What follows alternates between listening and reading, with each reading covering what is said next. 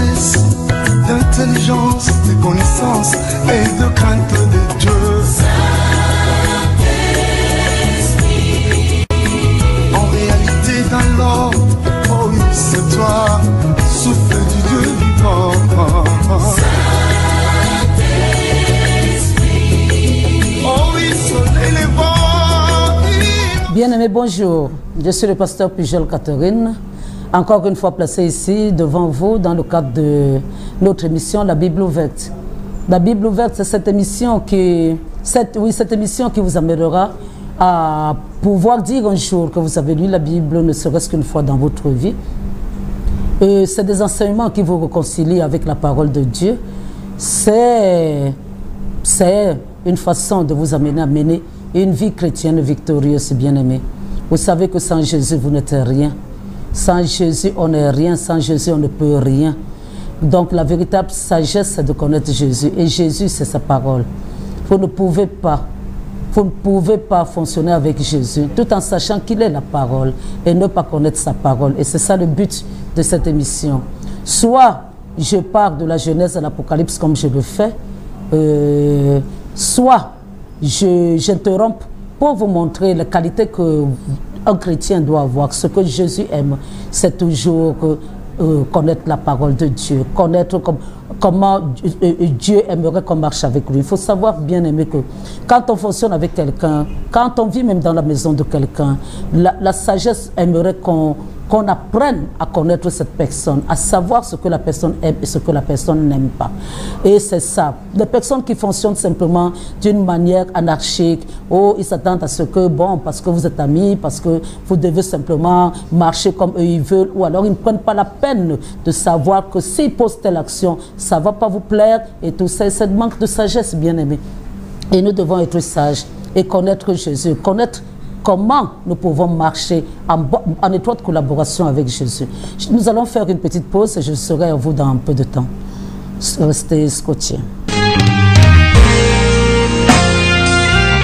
Tu as tout pour moi, agneau de Dieu. Toute écriture est inspirée de Dieu et utile pour enseigner, pour convaincre, pour corriger, pour instruire dans la justice. C'est dans cette optique visant à éclairer, conscientiser et à tirer la sonnette d'alarme que la révérende Catherine Pujol, auteure de 3 ouvrages, à savoir Je dénonce, Les mangeurs de chair et les buveurs de sang, Le diable ou les gains faciels, parle de vices, de sectes et autres pratiques dangereuses qui sévissent et alimentent le quotidien de nos jours dans la société, non sans y avoir apporté la solution véritable qui est Jésus-Christ. Car celui qui a le Christ a la vie. Ces ouvrages sont un véritable trésor inspiré de Dieu à découvrir en lisant sans modération. Pour vous en procurer, appelez le 6 93 78 75 73, le 6 97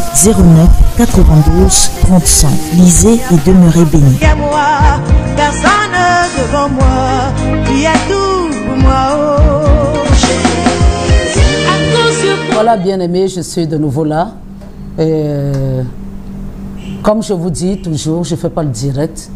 C'est pour cela que vous pouvez m'appeler et vous allez m'avoir pendant que l'émission passe.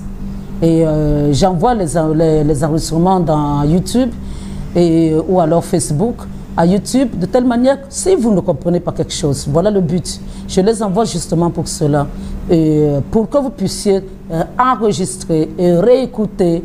Et comme je ne finis pas un enseignement sans la prière de repentance, pour que vous puissiez amener aussi ceux autour de vous à connaître Jésus à partir de mes enseignements. Vous n'êtes pas obligé d'ouvrir votre bouche et de leur dire, de répéter après vous si vous ne savez pas déjà vous-même. Mais utilisez ces vidéos pour les amener à connaître Jésus et vous aurez fait une bonne action parce que nous sommes tous des évangélistes, nous avons tous le ministère de la réconciliation. Nous avons pour but de sortir les gens des ténèbres pour la lumière de Dieu, de sortir les gens des mains du diable pour le royaume des cieux. C'est ça le but. Alors, bien-aimés, avant que je ne continue à parler, nous allons d'abord courber nos têtes et nous allons invoquer le Saint-Esprit. Dieu, le Saint-Esprit, nous te disons merci. Merci encore une fois d'avoir donné la force de nous avoir donné la capacité d'être ici aujourd'hui. Merci pour cela.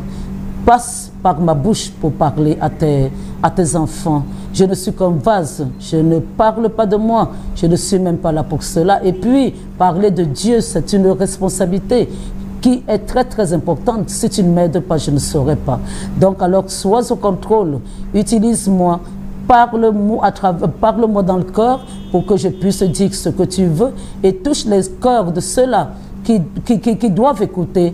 Permets que ce ne soit pas simplement des paroles en l'air, que ce soit des paroles qui pénètrent et amène-les à changer, amène-les aussi à t'accepter comme Seigneur et Sauveur.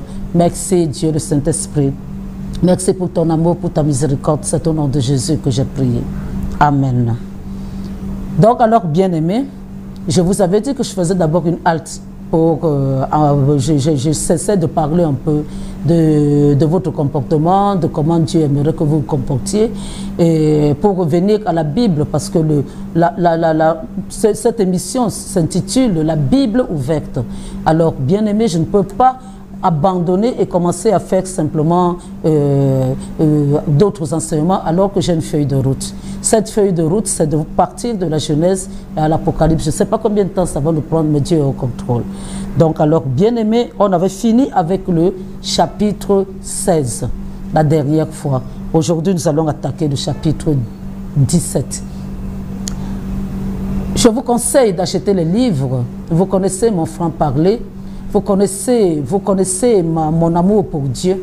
Achetez ces livres. Je vous ai dit déjà que avant je les présentais à main nue comme ça. Je trouvais que ce n'était pas, ça faisait pas professionnel. Donc alors j'ai fait une petite vidéo que je vous montre. Quel que soit l'endroit où vous êtes, nous on peut vous livrer, on peut vous faire parvenir ces livres. Vous n'avez qu'à payer. Payer avec Orange Money, et puis de toute manière je ne peux pas vous amener à avoir la crainte de Dieu, que moi je sois escroc. Donc si vous envoyez votre argent, on va se parler, et puis on va convenir d'un endroit où même si ce n'est pas moi, j'enverrai des gens vous apporter votre livre. On prendra un rendez-vous. Voilà, donc achetez ces livres. Le paquet c'est 5 000 seulement. Et sinon, celui qui est un peu gros, je dénonce, c'est 3 000. Et les fascicules, c'est 1 000 francs. Je vous le conseille.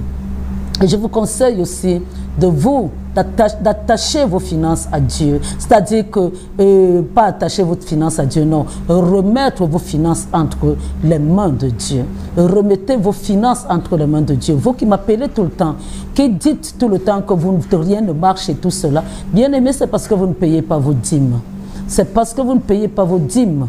Donc je vais revenir de temps en temps là-dessus pour vous rappeler, il faut payer la dîme. Il faut payer la dîme. Comme ça, Dieu va menacer le dévoreur. C'est lui-même qui a dit pour que le dévoreur ne s'attaque plus à vos finances. Et maintenant, demandez à Dieu de vous indiquer la personne appropriée, parce que si vous donnez aussi la dîme et que vous la donnez à une mauvaise personne, ça ne vous apportera rien.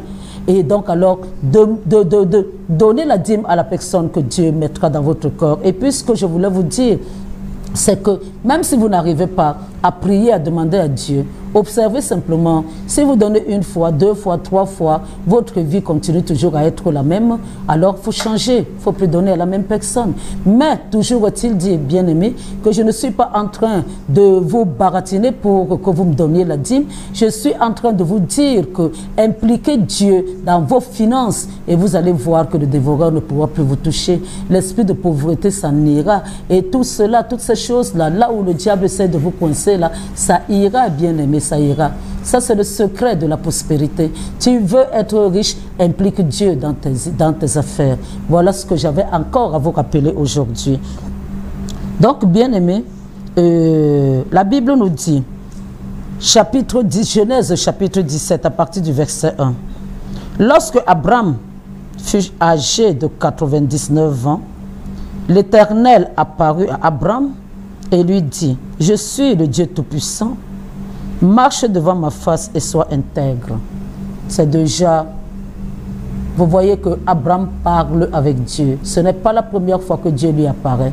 Ce n'est pas la première fois que Dieu lui rappelle qui il est. C'est pour cela, je vous avais dit pour Adam et Ève, le diable dans sa ruse avait coupé le nom tout-puissant, l'Éternel. Il avait seulement ramené Dieu à la plus petite expression, c'est-à-dire le Créateur et le Dieu créateur et tout le monde. Dieu a donné la capacité à l'homme aussi de créer des petits trucs. Alors donc, il a ramené Dieu au niveau terre à terre. Et là, Dieu, chaque fois qu'il veut agir, même quand il créait l'homme, chaque fois qu'il veut agir puissamment dans nos vies, il va parler, il va prendre sa position la plus élevée, c'est-à-dire le Tout-Puissant, ou alors Dieu, l'Éternel Dieu. Voilà, donc ça c'est des positions les plus élevées. Vous savez, je vous ai dit que Dieu a des dimensions et des dimensions. Voilà, donc il lui dit, je suis le Dieu Tout-Puissant, marche devant ma face et sois intègre. Comprenez bien que Dieu a attaché, il attache une importance capitale à l'intégrité, bien aimé. L'intégrité. Alors, ici au Cameroun, il y a combien de personnes intègres? C'est que des fausses personnes, des gens qui sont là, pas d'intérêt, pas d'action, des gens qui sont là à essayer simplement à être gentils quand ils ont besoin de quelque chose. Et dès que Dieu n'aime pas ça, Dieu, toutes les personnes, on va parler de Noé. Noé était intègre, il était juste. Et ici, on nous dit, sois intègre, sois intègre. L'intégrité, c'est quelque chose de très bien. Bien aimé, quelqu'un vous fait du bien, soyez reconnaissant. Ça fait partie de l'intégrité. Soyez reconnaissant, bien aimé. Soyez reconnaissant. La personne n'était pas obligée de faire cela. Reconnaissez cela, dites-lui merci et gardez un souvenir agréable dans votre cœur. Parce qu'il y en a aussi qui disent merci de bouche, alors qu'au fond du cœur, ils s'en foutent. Mais il faut savoir que Dieu regarde au cœur. Dieu attache une importance à l'intégrité. Intégrité, ne te laisse pas corrompre. Même pour de l'argent, ne te laisse pas corrompre. L'intégrité, c'est quelque chose de très, très important. Même si tu dois mourir, accepte la justice, être juste. Accepte être juste au lieu de corrompre ton intégrité. Donc, bien aimé, il faut faire attention. Alors, qu'est-ce que la Bible dit au verset 2? Maintenant, Dieu dit à Abraham, j'établirai mon alliance entre moi et toi et je te multiplierai à l'infini. Dieu est en train de parler à Abraham. Il va multiplier. Abraham, déjà, à un certain moment, n'avait pas d'enfant. Vous savez, avec Saraïra. Mais Dieu, chaque fois, est en train de lui parler qu'il va multiplier, il va multiplier, il va multiplier. Et c'est pour cela, parce qu'il est en train déjà de préparer à être le père. Quand on dit le père, ce n'est pas le père là, à la maison qui a des enfants, c'est pas ça. Même le père, même celui qui n'a pas d'enfant peut aussi être père. Mais de toute manière, bien aimé, Dieu est en train de préparer la dimension, c'est-à-dire la plus... Abraham, c'est lui qui devait englober au niveau de la loi, au niveau de la foi, au niveau pas de la loi, au niveau de la foi. Il devait, dans son ministère, il englobait tout le monde, et les juifs et les non-juifs. Donc, alors, c'est lui qui devait être le père de l'humanité et en mettant les bases de la foi sur pied. Parce que j'ai toujours l'habitude de dire que Dieu, avant que Jésus ne vienne, mettait des qualités dans toutes les personnes qu'il allait utiliser pour la généalogie de Jésus.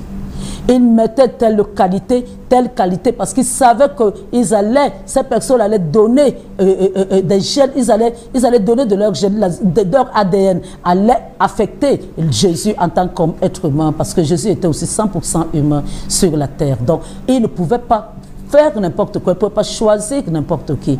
Et il a sorti Abraham dur en Chaldée. Il lui a dit de sortir, de marcher vers le pays il allait, ce pays-là qu'il allait lui communiquer. Bon, donc alors, bien aimé, et là, bien, il faut savoir que il devait maintenant, puisque Abraham avait obéi, il devait mettre des potentialités en lui. D'ailleurs, depuis la naissance, il avait déjà mis, parce que Dieu nous connaît déjà avant qu'il nous appelle, il nous connaît. Donc, quel que soit, toi qui fonctionnes avec Dieu, quel que soit ce que tu... C'est-à-dire, même si tu crois que ta vie est misérable, si Dieu t'a appelé à son service, il a déposé en toi quelque chose dont il aura besoin pour ton ministère, pour le ministère qu'il t'a donné. Qu'il t'a donné, bien-aimé. Dieu peut avoir donné, moi, en ce qui me concerne, par exemple, je ne suis pas rancunière. Je peux m'énerver, je peux gueuler, mais je ne suis pas rancunière. J'ai beaucoup d'amour dans mon cœur. Et ça, c'est Dieu Dieu déjà il est amour, donc il prend une petite partie comme ça, il met dans quelqu'un, et c'est comme ça que ça se passe, bien aimé. Et imagine alors ceux qui devaient être les ancêtres de Jésus, il a déposé, et pour Abraham, c'était quelque chose de phénoménal. Toutes les nations devaient être en lui, dans son sein. Et c'est pour cela que par la suite, on dira que le pauvre Lazare était dans le sein d'Abraham, c'est-à-dire à l'intérieur d'Abraham. Abraham porte l'humanité en lui, il est le père de l'humanité. On ne comptera pas sa postérité qui sera comme le sable de la mer, qui sera comme les étoiles du ciel, qui sera. Donc ça c'est Dieu qui lui donne cette capacité-là. Parce qu'il est l'ancêtre de Jésus. Si vous lisez la généalogie, quand on arrivera au Nouveau Testament, vous allez voir que Abraham apparaîtra comme ancêtre de Jésus. Alors maintenant, au verset 3, Abraham tomba sur sa face et Dieu lui parla en disant, « Voici mon alliance que je fais avec toi. Tu deviendras père d'une multitude de nations. » Là, ce n'est même plus une seule personne, des nations. Et là, les nations, là, ce n'est pas seulement nous, les païens, parce que nous, Dieu a été obligé de nous associer là-dedans. Mais au départ, il était le Dieu des Juifs, mais ça inclut les Juifs, ça inclut les non-Juifs, c'est-à-dire l'humanité. Il était le Père qui n'était pas Dieu en tant que tel, mais Dieu avait pris de lui et lui avait donné cette capacité-là d'être Père, d'engendrer. D'ailleurs, au niveau engendrement, on va parler de l'engendrement spirituel même. Il a commencé à engendrer des âmes à partir de ses serviteurs. Tous ses serviteurs étaient évangélisés, tous ses serviteurs avaient connu Jésus. C'était déjà le début de l'évangélisation. Et après cela, il a continué. Donc, il a continué. Bien-aimé, c'est ça, c'est comme ça. Il est le Père d'une multitude. Vous imaginez ce que Dieu peut faire? Tu n'as même pas un enfant, mais tu es le Père. Dieu décide que tu es le Père. Quelque part, tu as envie de rire, tu te dis, mais c'est pas possible. Là, avant, c'est vrai qu'on nous a parlé, on nous parlait de la naissance on nous parlait de la naissance d'Ismaël, mais Ismaël n'était pas encore complètement... Et on annonçait la grossesse, sa venue, mais il n'était pas encore là. Donc, mais Dieu continue à te dire que tu es le Père d'une multitude de nations. Donc, c'est vraiment fantastique comment Dieu peut faire, c'est fantastique. Alors, au verset 6, on dit, on ne t'appellera plus Abraham, mais ton nom sera Abraham, car je te rends Père d'une multitude de nations. Voilà alors le problème, bien-aimé. Voilà le problème. Voilà, Dieu parle. Mais maintenant, il faut qu'il y ait toutes les choses se mettent en place pour que cela soit possible. Vous savez que Dieu fonctionne toujours. Même au niveau de la Genèse, on voit comment quand il créait, on voit au chapitre 1, on dit qu'il a vu que ceci était bon. Et on dit que Dieu dit au verset 11 du chapitre 1 que la terre produise de la verdure, de l'herbe portant de la semence, des arbres fruitiers donnant du fruit selon leur espèce et ayant en eux leur semence sur la terre. Et cela fut ainsi. On dit au verset 12, la terre produisit de la verdure, de l'herbe portant de la semence selon son espèce et des arbres donnant du fruit et ayant en eux leur semence selon leur espèce. Dieu vit que cela était bon. Dieu vit que cela était bon. Alors, et puis, on voit ici Dieu dire, on dit au chapitre 2, on dit, aucun arbuste de champ n'était, au verset 5, aucun arbuste de champ n'était encore sur la terre et aucune herbe de champ ne germait encore, car l'Éternel Dieu n'avait pas fait pleuvoir sur la terre, il n'y avait point d'homme pour cultiver le sol. Bien aimé, pourtant, on nous dit ici au chapitre 1 que Dieu vit que cela était bon. Donc alors, c'est pour vous dire quoi? C'est pour vous dire qu'il parle. Lui, il a déjà vu ce qui va arriver, mais toi, tu n'as pas encore vu. C'est par la foi, c'est pour cela que Dieu nous amène à fonctionner par la foi. Parce que la foi ne voit pas le visible, la foi voit à l'invisible et la foi nous persuade que c'est déjà arrivé. Donc alors c'est ça. Maintenant, il dit que tu seras père, je te rends, ça dit on t'appellera plus Abraham, mais ton nom sera Abraham, car je te rends père d'une multitude de nations. Alors maintenant, qu'est-ce qui se passe? Dieu va prendre une lettre de son nom. Parce que le nom de Dieu, d'une manière générale, est imprononçable. C'est YHWH. YHWH, imprononçable pour nous. Alors, le H, bien aimé, même au niveau hébraïque, quand on écrit le nom de l'Éternel, c'est une lettre qui contient un souffle. On ne prononce pas cette lettre, mais c'est un souffle. C'est-à-dire, quand tu veux prononcer, c'est comme si c'est un souffle qui doit sortir de ta bouche. Alors, pourquoi je vous dis cela? Je suis en train de vous dire cela tout simplement parce que ce H-là commençait déjà à être les prémices de ce que sera le baptême du Saint-Esprit. Voilà maintenant Dieu qui change le nom d'Abraham en Abraham. Et après maintenant, il y aura la circoncision qui sera instaurée. Et après, il y aura le changement de nom de Saraï aussi, avant que Isaac ne vienne sur la terre. Donc Dieu prépare la venue d'Isaac et prépare ce peuple, celui-là qu'il a rendu père d'une multitude, celui-là à qui il a donné cette capacité, père des nations et tout cela. Bien aimé, il fallait qu'il ait quelque chose de spécial. C'est pour cela que quand nous fonctionnons avec Dieu, hein, à un certain moment, tu nais de nouveau, et après maintenant, tu es baptisé, et après maintenant, tu te baptises du Saint-Esprit. Pour ceux qui sont baptisés du Saint-Esprit, certains même fonctionnent avec Dieu, ne savent même pas ce que c'est que le baptême du Saint-Esprit. Mais vous allez voir au niveau de la Pentecôte, quand on parle de la Pentecôte, il a fallu que Dieu baptise les disciples du Saint-Esprit. C'est une impactation, bien-aimé. C'est une impactation, ça veut dire que si tu n'as pas Dieu, tu n'as pas quelque chose de Dieu en toi, tu ne peux pas bien faire son œuvre. Tu n'es pas capable d'accomplir le dessein qu'il a. C'est-à-dire, tout ce qu'il a prévu pour toi, tu ne pourras pas. Tu ne pourras pas. Il doit créer.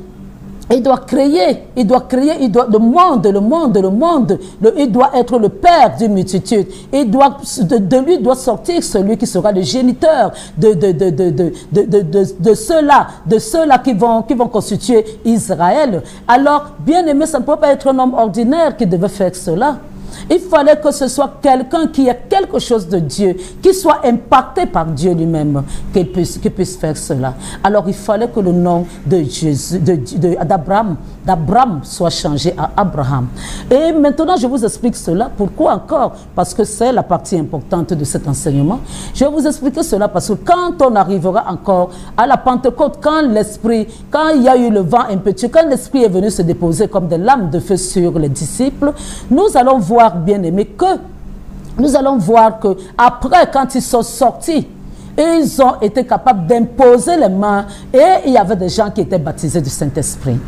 Donc, si Dieu ne les avait pas baptisés du Saint-Esprit, eux, ils ne pouvaient pas imposer les mains et baptiser les autres du Saint-Esprit. Et nous allons voir pour Abraham et Saraï, nous allons voir que Dieu, lui, il baptise Abraham du Saint-Esprit en changeant son nom. Mais maintenant, c'est Abraham lui-même, Abraham, parce qu'il sera déjà Abraham, c'est lui qui changera le nom de Saraï. Ce n'est pas Dieu. Donc vous comprenez, bien aimé, comment ça se passe. Vous comprenez comment ça se passe. C'est-à-dire que Dieu te donne des capacités, il te donne à toi les capacités. Et maintenant, il n'est plus là. C'est-à-dire que quand il t'a donné, il regarde de loin. Donc je veux encore amener, pour vous qui n'avez pas l'habitude d'aller à l'église, je vais vous expliquer encore cela d'une autre manière. C'est-à-dire que Dieu t'amène à comprendre qu'il a tout fait. Et maintenant, c'est à toi de t'approprier ce qu'il a fait. Si tu ne t'appropries pas, si tu ne mets pas ça en pratique, rien ne se fera. Parce que lui considère qu'il a déjà fait, bien aimé. C'est ça le problème. Jésus est mort sur la croix. Il a dit tout est accompli. Alors toi tu restes là encore en train de pleurer. Oh, fais-moi ceci. Oh Dieu, combat pour moi. Oh Dieu, je suis misérable. Le diable me fatigue. Oh, le diable fait ceci. Bien aimé, Dieu t'a dit qu'il a donné la capacité de marcher sur les serpents, sur les scorpions, sur toute la puissance de l'ennemi. Et il a dit qu'il a tout accompli. Et maintenant, si tu crois qu'il va encore revenir pour chaque fois te secourir, il peut secourir un bébé spirituel. Ça, c'est tout à fait normal. C'est un bébé, même dans la vie courante. On aide les bébés parce qu'ils ne peuvent pas s'assumer seuls. Mais faut savoir que toi qui connais déjà, qu'il a tout donné, il ne va pas. Si bah, il y a des gens comme ça, bien aimés, qui meurent avant le temps. Hein. Ils meurent avant le temps.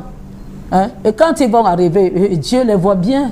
Je parle même des chrétiens qui ont accepté Jésus, mais qui savent, qui ne comprennent pas que nous sommes en territoire ennemi et que c'est la guerre ici. Donc, au lieu de combattre, hein, avec toutes les armes qu'il t'a données, au lieu de combattre avec ton comportement, au lieu de combattre, tu es là, tu dis toujours que mais Dieu, aide-moi, tu pleures même. Si Dieu était ému par les larmes, bien aimé, Jésus n'allait pas mourir. Jésus a crié, mon Père, pourquoi m'as-tu abandonné? Mais il est allé jusqu'au bout. Il a souffert, bien aimé. Il ne faut pas croire que quand Dieu a déjà fait, il a fait. Maintenant, c'est à toi. C'est à toi aussi de prendre possession. C'est à toi aussi de faire. Il a dit qu'il nous a créés à son image et à sa ressemblance. Alors, toi aussi, agis comme Dieu. Agis, bien-aimé. Agis.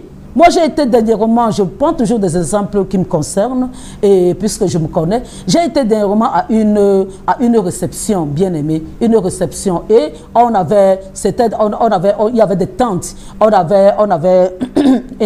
était sous les tentes, parce que la maison ne pouvait pas contenir tout le monde, et alors la pluie a commencé à tomber, il y avait un vent. Le vent soulevait les tentes. Il y avait des jeunes là-bas, leur travail c'était seulement de tenir les tentes. Tenir les tentes, parce que quand le vent soufflait, alors le vent, alors eux aussi, ils contrebalançaient, ils tenaient. Mais là où moi j'étais, j'ai commencé à louer Dieu. Certains voulaient venir tenir, je leur ai dit, allez tenir les autres tentes. Celle-ci, aussi sûr que mon Dieu est vivant, cette tente-ci ne va pas s'envoler. J'ai commencé à louer Dieu, J'étais avec une fille à moi spirituelle. On a commencé, elle m'accompagnait dans la louange. Et à un certain moment, je dis, et je me suis révoltée au niveau de mon cœur. Je me suis dit, mais Dieu a dit qu'il nous a créés à son image et à sa ressemblance. Qu'est-ce que je fais là? Hein? Quand les disciples, quand la tornade, la tempête, quand ils étaient dans le bateau, hein, ils ont réveillé Jésus en disant, mais ne t'inquiète pas de ce que nous mourions. Hein. Qu'est-ce que Jésus a fait quand il s'est levé? Il a dit seulement calmement, du calme à la tempête. Donc, à un certain moment, j'ai rappelé à Jésus, pendant qu'on était là avec ma fille, j'ai rappelé à Jésus que voici ce que tu as fait. Et tu as dit que nous ferons les mêmes choses. Et nous ferons même plus encore que toi. Moi aussi, je suis en train de dire, va, tempête là, calme-toi. Au nom de Jésus, la tempête s'est calmée. Ce n'est même, nous on était tranquilles. On était tranquille. Il y avait d'autres hommes de Dieu là, mais qui étaient des protestants et tout ça. Ils n'arrivaient, on me disait tout le temps, va à l'intérieur, ne reste pas là. Je leur ai dit aussi, moi je ne bouge pas, aussi sûr que mon Dieu est Dieu. Il est le Tout-Puissant, je ne bouge pas, je ne vais pas me cacher. C'est donner l'avantage au diable. Pourquoi? Et c'est comme ça, bien aimé, que c'est d'autres personnes qui sont venues maintenant commencer à attester qu'il y a la foi sous cette tente-ci, il y a la foi. Et maintenant, ceux-là qui étaient des protestants ont commencé à dire, oui, on était là en train de louer, alors que leur bouche était fermée. Alors qu'ils auraient pu reconnaître maintenant que servir Dieu et servir Dieu. Seuls, ils étaient là tranquilles, ils voulaient faire, certains d'ailleurs même s'étaient même déplacés, mais ils ont vu comment on expérimente Dieu. C'est simplement pour te dire, je ne suis pas en train de montrer que je suis une personne surhumaine. Je te montre simplement que ce que Dieu a fait, tu peux aussi faire. Il t'a donné ses capacités. Il a changé le nom d'Abraham à Abraham. Et maintenant, Abraham doit lui-même changer le nom de Saraï. Ce n'est plus à Dieu de le faire. Et on arrivera là quand le nom de Saraï sera aussi changé. Donc alors, bien aimé, et c'est comme ça que tu dois impacter. Comme il a baptisé du Saint-Esprit les apôtres, les disciples, c'est comme ça qu'eux aussi après sont allés baptiser. Bien aimé, l'ajout de la lettre de Dieu dans le nom d'Abraham, tu peux considérer ça comme un baptême du Saint-Esprit. Parce que sans Dieu, tu ne peux rien. Sans Dieu, tu ne peux rien, bien aimé. Tu ne peux rien faire. Tu ne peux rien faire. Tu ne peux rien, bien aimé. Si lui-même ne te tient pas par la main, s'il ne te donne pas les capacités, bien aimé, ne crois pas que c'est par ta force, c'est par ta propre force que tu fais les choses. Mais Dieu a besoin que tu t'impliques. Il a besoin que tu avances, il a besoin que tu marches. Comme il dit, marche devant ma face. Il dit, marche devant ma face. C'est-à-dire, et maintenant, moi je suis là pour encadrer, pour vous, je gère. Mais toi, marche devant ma face. C'est-à-dire, avance, agis. Maintenant, s'il y a quelque chose, je peux donner un petit secours, mais agis. Donc, c'est comme ça que Dieu nous donne la capacité. Bien-aimé, j'ai toujours l'habitude de vous dire, quand on fait la prière de repentance, il faut demander à Dieu, parce que c'est Jésus lui-même qui baptise du Saint-Esprit, d'une manière générale. Il peut passer, mais même si tu as soupiré, même si ce n'est pas lui qui descend, qui te baptise, il peut passer par quelqu'un, mais il faut d'abord que ton cœur désire cela. Il faut que ton cœur désire cela. Donc, alors, bien-aimé, sache que Dieu regarde à ton cœur. Si tu désires, il va t'impacter pareil. Il est le même hier, aujourd'hui, éternellement. Il a donné son nom. Aujourd'hui, ce n'est plus le nom. C'est le Saint-Esprit qui donne pour toujours nous impacter, pour nous amener à faire son œuvre et à faire ça bien. Donc, c'est ça, en fait, la lettre qu'on a ajoutée. En fait, je vous ai dit, c'est pour ça que je vous ai expliqué qu'en hébreu, c'est une lettre qui représente le nom de Dieu. Mais elle ne se prononce pas. C'est un souffle. On te dit aussi au niveau des disciples, quand ils étaient baptisés, on te dit un vent impétueux était venu. Il y avait des lames de feu. Un vent impétueux, donc un souffle de vent et tout cela. Donc c'est ça. Et ici même en français, c'est Abraham. Donc le H, normalement, quand on le prononce dans une phrase, ça fait toujours un petit souffle. Donc, c'est comme ça, bien-aimé. Alors, ça, c'était la base même de l'enseignement. Alors, qu'est-ce que Dieu dit? Il dit au verset 6, « Je te rendrai fécond à l'infini. Je ferai des rois, je ferai de toi des nations, et des rois sortiront de toi. J'établirai mon alliance entre moi et toi et tes descendants après toi, selon leur génération. Ce sera une alliance perpétuelle en vertu de laquelle je serai ton Dieu et celui de ta postérité après toi. » Voilà une bénédiction générationnelle, bien-aimé. À partir de là, Abraham savait que ça ne se limitait pas à lui, même après sa mort. Et c'est pour cela que nous pouvons nous approprier les bénédictions d'Abraham aujourd'hui, parce que nous sommes spirituellement de la descendance d'Abraham. Tous ceux qui acceptent Jésus-Christ comme Seigneur et Sauveur sont de la descendance d'Abraham. C'est comme ça, soit même noir, soit jaune, soit rouge, soit vert, soit tout ce que tu veux. Si tu as accepté Jésus-Christ, l'alliance passe à travers Jésus-Christ. Et c'est là alors que maintenant, tu peux crier même à Dieu, et en sachant que, comme je vous ai dit, Dieu aimerait qu'on le pratique. Dieu n'aime pas les gens assistés. La nature d'ailleurs, on n'aime pas les faibles. Même sur cette terre-là, si tu es faible, tu es celui-là qui pleure sans arrêt, qui pleure sans arrêt. Bien aimé, c'est vrai que les gens vont t'aider. Mais arrivera un moment où les gens ne t'aideront plus. Les gens ne t'aideront plus parce qu'il n'y a pas de place pour les faibles sur cette terre, bien aimé. Nous sommes en guerre. Nous sommes en guerre, il n'y a pas de place pour les faibles. Lève-toi et bats-toi. Le diable, lui, ne sommeille ni ne dort. Il est là, pardon. Le diable, c'est Dieu qui ne sommeille ni ne dort. Le diable rôde. Il rôde, il rôde. Il ne peut pas te laisser le répit. Tant que tu n'es pas encore mort, le diable va rôder. Parce que justement, il veut que tu meurs. Il veut te récupérer pour que si tu meurs, que tu ailles en enfer. Donc alors, bien-aimé, voilà, Dieu te demande de te lever, de faire, et maintenant, attache-toi. Il a tout fait, il a tout fait. Quand Jésus disait, tout est accompli, vous ne pouvez même pas imaginer le sens de cette phrase-là. C'est à partir de là, depuis que Dieu est en train d'accomplir. À partir de Noé, que Dieu est en train d'accomplir. C'est-à-dire, je vous ai dit que quand on connaît la Genèse, on connaît déjà tout. C'est le livre de tous les fondements. Donc, il est déjà en train de poser les jalons. Vous imaginez le temps que ça lui prend. Vous imaginez, ce n'est pas un jour après l'autre. Ce n'est pas une année après une autre. Dieu est en train de poser les jalons. Et maintenant, quand Jésus vient, il finalise. Et toi, tu es encore là en train de demander à Jésus de recommencer encore à faire les choses. Bien aimé, on a dit qu'il ne sera plus jamais crucifié une deuxième fois, même pour toi. Même s'il est amour, il ne le fera plus. Donc maintenant, c'est à toi de prendre possession de cette force, de tout. Et surtout, marche avec intégrité. Et tu verras que de toute manière, avec le Saint-Esprit à toi, ça va aller. Tu seras vainqueur. Il a dit que c'est de génération, c'est une alliance perpétuelle. Tant qu'on vit sur cette terre, bien-aimée, cette alliance existera. Donc, il dit au verset 8, « Je te donnerai à tes descendants après toi le pays que tu habites comme étranger, tout le pays de Canaan en possession perpétuelle, et je serai leur Dieu. » Voilà, il était déjà Canaan. Canaan est le pays de la promesse, bien-aimé. Abraham était déjà Canaan. Et maintenant, vous imaginez, tu habites, il dit ici, que le pays que tu habites comme étranger, alors qu'à partir du en Chaldée, l'objectif c'était d'arriver à Canaan, alors que Dieu, normalement, avait déjà donné ce pays à Abraham.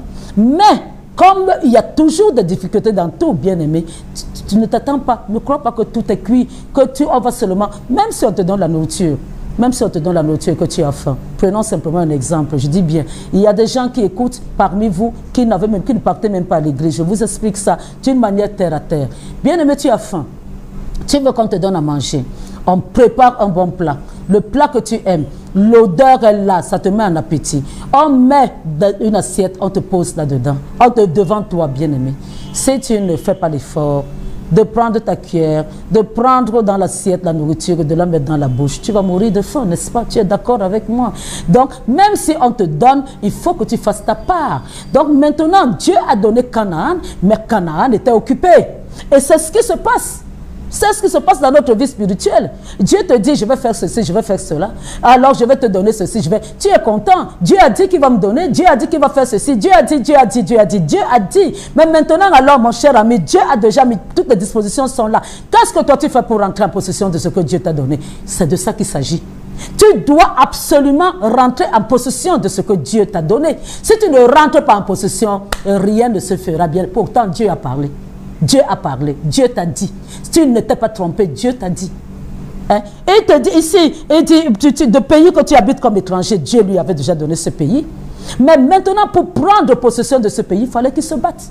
Il fallait qu'il se batte. Il fallait qu'il use d'intelligence. Il fallait qu'il pose des jalons. Il fallait qu'il prenne possession. Il fallait qu'il commence à poser comme semence, qu'il achète une partie. Il achète un puits. Il achète un sépulcre là où il va commencer. Il faudra qu'il prenne des marques. À partir du moment où ils ont accepté leur argent. Maintenant, vous allez comprendre pourquoi je vous parle souvent, même des œuvres du diable. Maintenant qu'ils ont accepté leur argent, il a déjà un pied là-dedans. Bien aimé, personne ne peut plus l'enlever parce qu'il a déjà sémé. Et c'est ça, les problèmes spirituels. Bien-aimé, tous, on te dit, il a demandé qu'on lui vende, on voulait même lui donner, on verra ça, hein, on verra ça. On voulait même lui donner le pain de terre puisqu'il était là-bas, c'était pas un bonhomme violent, il était gentil, on lui a dit que non, on pouvait lui donner, c'est pas la peine qu'il achète un petit bout de terre pour enterrer sa femme, mais il a insisté pour donner de l'argent parce que ce qu'il devait donner là, bien-aimé, c'est ça qui scellait. C'est ça qui scellait son appartenance à cette terre. C'est ça le domaine spirituel, bien-aimé. C'est ça, et le diable, c'est lui qui connaît. C'est pour cela que quand il va te trouver, toi, la fille, en route, pour te passer son serpent, pour te passer toutes ces choses-là, il va te donner de l'argent parce qu'il là, il scelle dans ta vie, bien-aimé, il scelle que maintenant, pour te tuer, ce n'est qu'une question de temps. Il t'a déjà payé, il a déjà scellé dans ta vie, il a déjà payé ta vie, et ta vie lui appartient. Voilà, c'est ça les astuces. Le diable n'a rien créé, il imite seulement Dieu. Et quand on lit, on passe, on ne comprend pas. Et c'est là alors, bien-aimé, qu'il faut, on te dit, il faut méditer. Quand Dieu te voit méditer, c'est à ce moment-là qu'il t'ouvre les petites portes, que tu comprends et tout cela. Voilà, bien-aimé, donc on dit en possession perpétuelle. Dieu a donné cette possession de manière perpétuelle. Je vous dis qu'aujourd'hui, même Israël, là où Israël, le pays d'Israël est bien-aimé, ils n'ont même pas réussi à conquérir tout le territoire. Josué n'avait pas tout pour récupérer tout. Josué avait réussi à conquérir un peu. Il y a eu même le roi David, mais après il n'y a plus eu de conquête. Le territoire, normalement, selon Dieu, est plus grand que la partie qu'ils occupent. Alors que maintenant, bien aimé, il faut comprendre que c'est ça. Nous allons rentrer bientôt dans la circoncision instituée. Mais je ne vais pas commencer cet enseignement aujourd'hui parce que ça aussi, il faut que je vous explique ça très bien. Tout ce que je vous ai dit, et je le répète simplement, c'est que Isaac ne pouvait pas venir sans qu'il y ait ces préparatifs-là. Il a fallu que le nom de son père et de sa mère soit changé, que la lettre divine, qui reçoivent le baptême de cet esprit, que la lettre divine rentre dans leurs deux noms. Et maintenant, il a fallu que la circoncision soit instaurée et pour que Isaac puisse venir. Bien aimé, pour qu'Isaac puisse venir. Et je vous ai dit que toutes les bénédictions que Dieu a données avant Isaac, concernait aussi Ismaël. C'est simplement à la naissance, là. On va voir, même pour la circoncision, bien aimé, Ismaël a aussi été circoncis. Mais Ismaël a été circoncis quand il avait, je ne sais pas, peut-être dans les 8 ans ou un truc comme ça. Son père, alors, lui, il a été circoncis quand il était vieux, puisque c'est à ce moment-là que Dieu lui a demandé. Mais c'est pour cela qu'on te dit que c'est Isaac qui est le fils de la promesse, parce que lui, alors, c'est juste le nombre de jours que Dieu a donné. C'est à ce moment-là, parce que c'était déjà institué. Quand il est né, il a toute sa vie, ça a été respecté à la lettre. Ce que Dieu a dit, le nombre de jours. Je ne viens pas avec les détails parce que je reviendrai là, je suis en train de venir. Et cette semaine ou la semaine prochaine, je suis encore avec la Bible. Je reviendrai encore avec les entraînements individuels par-ci, par-là, après cela, mais il faut d'abord que j'avance aussi un peu avec la Bible. Donc vous allez voir que les Ismaélites, là, les Arabes, ils sont bénis, mais jusqu'à une certaine limite. Jusqu'à une certaine limite. Parce que, on verra ça. Après maintenant, la circoncision, les bénédictions que Dieu va prononcer ne concerneront plus Ismaël. Parce que Ismaël n'était pas le fils de la promesse. Et parce que Dieu avait lui-même autorisé que Ismaël s'en aille avec sa mère. Alors donc maintenant ça ne concerne que Isaac. Et si ça concerne Isaac bien-aimé, ça te concerne toi aussi. Puisque nous, je vous ai dit, nous sommes de la descendance, nous sommes greffés, nous sommes les héritiers, les co-héritiers de Christ, co-héritiers avec Christ. Nous sommes bien-aimés, nous sommes des fils d'adoption. Et quand tu adoptes quelqu'un, bien-aimé, adopté officiellement au tribunal, au palais de justice, bien-aimé, cet enfant que tu as adopté aura les mêmes droits que ton enfant naturel. Donc nous sommes les enfants adoptés, mais nous avons les mêmes droits. Nous pouvons crier, demander à Dieu, revendiquer les bénédictions parce que c'est ça. Mais Dieu est notre Père parce que nous sommes de la descendance d'Abraham. Donc voilà, bien-aimé, voilà ce que je n'ai pas envie de commencer. J'ai envie de garder la partie de la circoncision pour un autre enseignement. Parce que c'est tellement important, bien-aimé. Avant de me placer ici, je ne sais même pas combien de fois la parole de Dieu peut être sucrée. C'est quand je commence et que Dieu commence à ouvrir toutes les perspectives, à ouvrir ma bouche, à délier ma bouche, que je me rends compte que vraiment c'est fantastique. Bien-aimé, Dieu t'a tout donné. Dieu t'a tout donné. C'est à toi de t'accaparer, de prendre cela. On te dit que le royaume des cieux est violent, appartient aux violents. Le royaume de Dieu appartient aux violents, est forcé, pardon, est forcé. Et seuls les violents s'en emparent. Si tu n'es pas violent, bien aimé, tu vas passer à côté. Et j'étais en train de te dire là que tu ne vas pas pratiquer Dieu, tu seras mou, tu seras... Ah, le diable va t'avoir, il va te tuer. Même si tu vas au ciel, même si tu ne t'es pas détourné complètement de Dieu et que, puisque tu avais accepté Jésus, tu es enfant de Dieu, tu vas au ciel. Mais tu iras au ciel le jour, Dieu va te dire, ma fille, bienvenue, ou mon fils, bienvenue. Je ne t'attendais pas, mais comme tu es là, ok, c'est bien, sois le bienvenu. Mais c'est comme ça, bien-aimé. Si tu ne te bats pas, le jour où Dieu avait prévu, le jour de ta mort, le diable va te tuer avant le temps. Donc, tu dois te battre. Tu dois te battre. Ta vie sera prise en otage parce que tu ne te bats pas. Tu seras toujours là en train de fonctionner par procuration. Pasteur, prie pour moi. Pasteur, prie pour moi. Pasteur, prie pour moi. Moi, je vous ai dit, je ne suis pas là pour les bébés spirituels. Je ne forme pas les bébés spirituels. Je suis là pour former ceux-là qui veulent marcher avec Dieu, qui font comme ce que moi je fais. Je pratique Dieu. Donc, si tu veux pratiquer Dieu, tu viendras avec moi. Mais comme vous voulez seulement que ça serait par téléphone, alors je vous annonce que je n'ai pas le temps.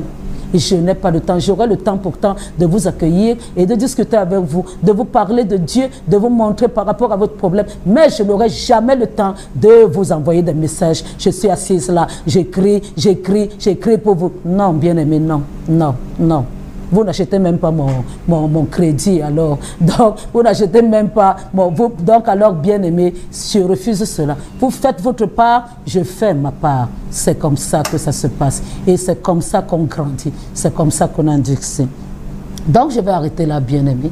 Je vais maintenant te demander à toi qui m'as écouté, bien-aimé, toi qui m'as écouté, est-ce que tu sais que Jésus est le seul chemin. Il est la seule vérité. Il est la seule vie. Est-ce que tu savais cela, bien-aimé? Est-ce que tu savais que est même le désir d'aller au ciel? J'ai l'habitude de dire, même ceux-là que j'évangélise, même les enfants, quand je demande où veux-tu aller après ta mort, quand tu vas mourir, où veux-tu aller? Même les enfants vont me dire, je veux aller au ciel. Bien-aimé, tu veux aller au ciel. Mais ça ne peut passer que par Jésus. C'est Jésus que tu rejettes aujourd'hui. Et je veux encore te dire, bien-aimé, que fais tout. On te dit que l'offense au Saint-Esprit ne sera pas pardonnée. Mais l'offense au Saint-Esprit inclut, bien-aimé, le fait que tu refuses d'accepter Jésus-Christ. C'est la pire des choses que tu peux faire. Tu peux tuer quelqu'un, tu te repens, Dieu va te pardonner. Il a pardonné aux brigands sur la croix. Mais si tu refuses Jésus, bien-aimé, ni sur cette terre, ni plus tard, tu ne pourras être pardonné. Bien-aimé, Jésus, et tu ne diras pas que tu ne savais pas, puisque je suis en train de te le dire. Je te dis que Jésus est le seul chemin, la seule vérité, la seule vie. Nul ne peut aller au ciel si ce n'est par lui. Et il ne nous a été donné aucun autre nom par lequel nous puissions aller au ciel. Mohamed ne va pas t'amener au ciel, bien-aimé. Et Bouddha ne va pas t'amener au ciel. Marie ne va pas t'amener au ciel. Égrène ton chapelet, fais toutes tes prières à Marie comme tu veux. Tu iras en enfer si tu n'as pas réellement accepté Jésus. Je parle de réellement parce que certains, ma mère m'avait montré dans sa liste des choses quand elle devait se baptiser, tout ce qu'elle devait réciter, tout ce qu'elle devait faire avant le baptême. Il y avait aussi, je reconnais que Jésus-Christ a fait ceci, je reconnais, mais c'était une récitation. Au niveau du cœur, il n'y avait rien.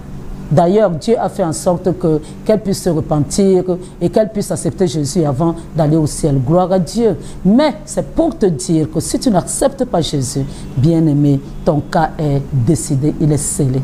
Que tu sois gentil n'importe comment, c'est terminé. Et maintenant, toi qui veux accepter Jésus, hein? Parce que la vie ne s'arrête pas sur cette terre. Elle continue, ce n'est qu'un passage. Nous sommes obligés de mourir pour aller maintenant, pour devenir des êtres éternels. Voilà donc alors maintenant, mets tes genoux par terre et répète après moi en signe de soumission intégralement. Qu'il n'y a pas de radio, qu'il n'y a pas, ne fais pas ça simplement pour faire. Fais cela tranquillement, intégralement. Fais ça avec soumission et de tout cœur. Alors te dis à Jésus, Jésus, je reconnais que j'ai péché. Jusqu'à présent, j'ai vécu d'une manière qui ne pouvait pas t'honorer. Si tu veux ajouter, tu peux dire j'ai menti, j'ai volé, j'ai forniqué, j'ai fait ceci, j'ai fait cela. Ajoute cela. Et à la limite, normalement, la véritable repentance va t'amener à pleurer même si ton sort, parce que tu vas voir, le Saint-Esprit va t'amener à comprendre que tu es vraiment sale et les larmes vont couler. Même si tu es un homme, laisse-les couler. Donc alors, bien-aimé, et quand tu lui as dit, tu as demandé pardon sincèrement et tu as demandé pardon à Jésus. Rappelle-toi qu'il est mort sur la croix pour toi. Accepte-le comme ton Seigneur et Sauveur, parce que pour l'acte qu'il a posé, bien-aimé. Je ne te demande pas de m'accepter, je te demande d'accepter Jésus. Si tu connais le nom de Jésus, ne crois pas que c'est les trucs des pentecôtistes sont en train. Ou alors ne dites pas que c'est les Alléluia, oh ceci, cela, oh ils ont une manière de fonctionner. Dieu, bien-aimé, c'est dans la Bible. Dans la Bible, on te dit, à partir du moment où Nicodème était venu voir Jésus, et il lui a dit, si tu ne nais pas d'eau et d'esprit, tu ne pourras pas voir, tu ne pourras pas rentrer au ciel. C'est de ça qu'il s'agit, bien-aimé. Alors je suis en train de te dire que, quand tu l'as accepté comme Seigneur et Sauveur, demande-lui de te positionner là où il aimerait que tu sois.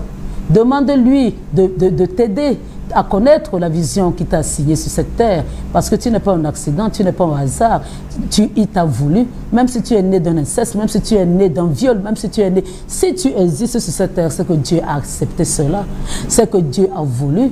Hein? Nous avons des gens comme le Joyce Meyer qui sont des puissantes servantes de l'Éternel, qui ont été violées par leur père. mais elle est là, elle fonctionne avec Dieu sans problème. Alors donc, bien-aimé, il faut dire à Dieu de t'ouvrir les yeux par rapport à la vision qu'il t'a assignée. Demande-lui de te donner, de te baptiser du Saint-Esprit, parce que si tu n'es pas baptisé du Saint-Esprit, tu vas te fatiguer. Je vous ai parlé du nom changé. Je ne veux plus revenir là-dessus, donc alors voilà, bien-aimé. Si tu as fait tout cela, 93 78 75 73. Le 6 97 09 92 35. Lisez et demeurez bénis.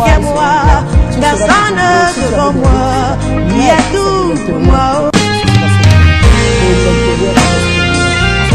Tu as tout pour moi, agneau de Dieu. Toute écriture est inspirée de Dieu et utile pour enseigner, pour convaincre, pour corriger, pour instruire dans la justice. C'est dans cette optique visant à éclairer, conscientiser et à tirer la sonnette d'alarme que la révérende Catherine Pujol, auteure de 3 ouvrages, à savoir Je dénonce, Les mangeurs de chair et les buveurs de sang, Le diable ou les gains faciels, parle de vices, de sectes et autres pratiques dangereuses qui sévissent et alimentent le quotidien de nos jours dans la société, non sans y avoir apporté la solution véritable qui est Jésus-Christ. Car celui qui a le Christ a la vie. Ces ouvrages sont un véritable trésor inspiré de Dieu à découvrir en lisant sans modération. Pour vous en procurer, appelez le 6 93 78 75 73, le 6 97 09 92 35. Lisez et demeurez bénis. Ici. Merci au Dieu Tout-Puissant pour les moyens financiers pour payer la télé. Merci pour tout. Au nom de Jésus, alors je vous bénis. Vous qui avez écouté cette prédication, vous êtes abondamment bénis. Et je prophétise dans vos vies que vos vies ne soient plus les mêmes. Je prophétise que Dieu fasse en sorte de vous relever et que lui qui a libéré ceux-là qui étaient des pécheurs, qui étaient sourds, aveugles et tout, qu'il puisse aussi vous libérer de votre problème. Soyez abondamment bénis. C'était le pasteur Pujol Catherine. Amen.